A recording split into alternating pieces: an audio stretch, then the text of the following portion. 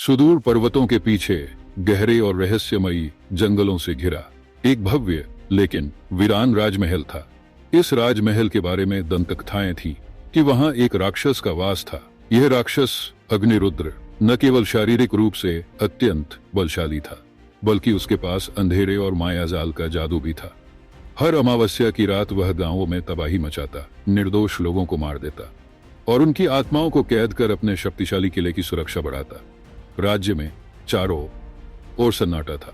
राजा और उसकी सेना भी राक्षस के सामने असहाय हो गए थे।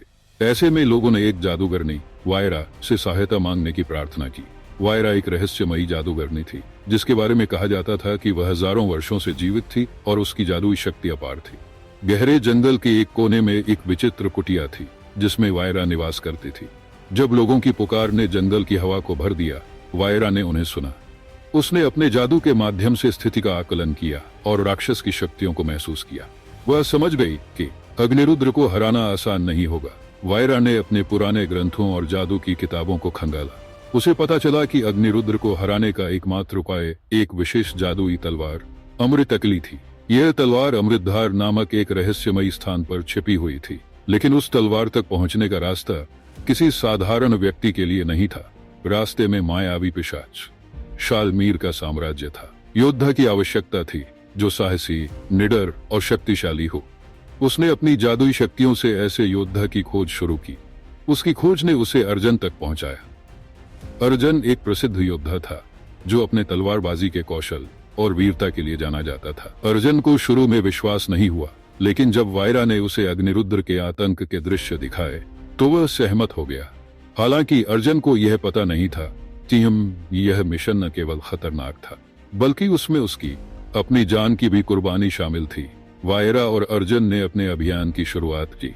उनके पास केवल एक ही साधन था, निशाकल्प, एक जादुई घोड़ा। निशाकल्प ने उन्हें जंगलों और पहाड़ों के पार पहुंचाया, लेकिन उनका असली संघर्ष अभी शुरू होने वाला था। अमृतधार तक पहुंचने के लिए उन्हें भूथा जंगल पार करना पड़ा। इस जंगल में हर कदम पर राक्षसी छायाएं और आत्माएं मंडराती थी। कई बार वायरा ने अपनी जादुई शक्तियों का उपयोग कर अर्जुन की रक्षा की, लेकिन अर्जुन की तलवार भी काम आई जब उन पर छोटे छोटे राक्षसों का झुंड हमला करने लगा। जैसे जैसे वे आगे बढ़े, जंगल घना और डरावना होता गया। एक जगह उन्हें खून से सने वस्त्र और सरकटे शव मिले।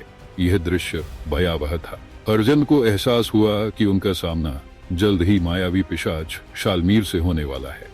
जब वे अमृतधार पहुंचे तो अचानक चारों ओर से धुंध छा गई। धुंध के बीच से शालमीर प्रकट हुआ। वह एक लंबा भयंकर पिशाच था जिसकी आंखें लाल अंगारे की तरह चमक रही थी। उसने अर्जुन और वायरा पर जादू का हमला किया। वायरा ने अपनी शक्तियों से उसे रोकने की कोशिश की, लेकिन शालमीर अत्यंत बलशाली था। अर्जुन ने अपनी तलवार से शालमीर पर हमला किया, लेकिन शालमीर को शारीरिक चोट से कोई फर्क नहीं पड़ रहा था। तभी वायरा ने अर्जुन को इशारा किया कि वह तलवार की दिशा बदलकर शालमीर के सिर के ऊपर स्थित एक नीले क्रिस्टल पर वार करे। जैसे ही अर्जुन ने क्रिस्टल को तोड़ा, शालमीर की शक्ति नष्ट हो गई और वह जलकर राख हो गया। अमृतधार की झील में एक चमचमाती तलवार दिखाई दी। वही अमृतकली थी जिसकी उन्हें तलाश थी। अर्जुन ने झील के भीतर जाकर तलवार को उठाया। जैसे ही तलवार उनके हाथ में आई, उन्होंने अपने भीतर अद्वितीय शक्ति का अनुभव किया, लेकिन वायरा के चेहरे पर चिंता की लकीरें थी। उसने अर्जुन को चेतावनी दी, यह तलवार तुम्हें अपार शक्ति देगी, लेकिन इसे चलाने की कीमत तुम्हारी आत्मा है। क्या तुम इसके लिए तैयार हो? अर्जुन ने निःसंकोच कहा, यदि यह राज्य और इसके लोगों को बचाने का उपाय है तो मैं अपनी जान कुर्बान करने के लिए तैयार हूं। अर्जुन और वायरा राजमहल पहुंचे। की सेना उनका इंतजार कर रही थी। अग्निरुद्र ने अपना विशाल रूप धारण कर लिया और जोरदार अट्टहास किया। उसने अर्जुन और वायरा पर जादू का हमला किया, लेकिन अमृतकली की शक्ति ने अर्जुन को बचा लिया। अर्जुन ने तलवार का उपयोग करते हुए अग्निरुद्र की सेना को खत्म करना शुरू किया, लेकिन हर मरे हुए राक्षस के स्थान पर दो और प्रकट हो जाते। ये लड़ाई न खत्म होने वाली लग रही थी। जब अर्जुन और वायरा लगभग हार मानने वाले थे, वायरा ने अपने जीवन की पूरी शक्ति लगाकर देवी महाकाली का आह्वान किया। महाकाली प्रकट हुई और अर्जुन को आशीर्वाद दिया। उन्होंने कहा, यह तलवार अब तुम्हारे अंदर अपनी पूरी शक्ति प्रवाहित करेगी, लेकिन अंतिम वार के लिए इस्तेमाल करना होगा। अर्जुन ने तलवार उठाई और पूरी ताकत से अग्निरुद्र के हृदय पर वार किया।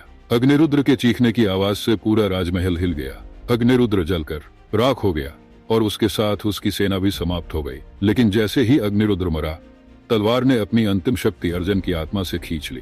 अर्जुन की आंखें बंद हो गई और वह धीरे धीरे धरती पर गिर गया। वायरा ने उसकी आत्मा को जाते हुए देखा और उसे अमर योद्धा का दर्जा दिया। राज्य में फिर से शांति लौट आई। लोग अर्जुन की वीरता के गीत गाने लगे। वायरा ने तलवार को वापस अमृतधार में रख दिया ताकि इसे दोबारा केवल सबसे बड़ी आवश्यकता के समय उपयोग किया जा सके। वायरा निशाकल्प के साथ जंगल में लौट गई, जहां वह दूसरों की मदद के लिए इंतजार करती रही। अर्जुन का बलिदान और उसकी कहानी हमेशा के लिए लोगों के दिलों में जीवित रही। यह कहानी सच्चे बलिदान और साहस की है। अर्जुन ने न केवल अपनी जान दी, बल्कि अपनी आत्मा भी इस दुनिया की भलाई के लिए समर्पित कर दी। जादू, रहस्य और रोमांच से भरी यह गाथा यह सिखाती है कि सबसे बड़ी शक्ति प्रेम और बलिदान में होती है।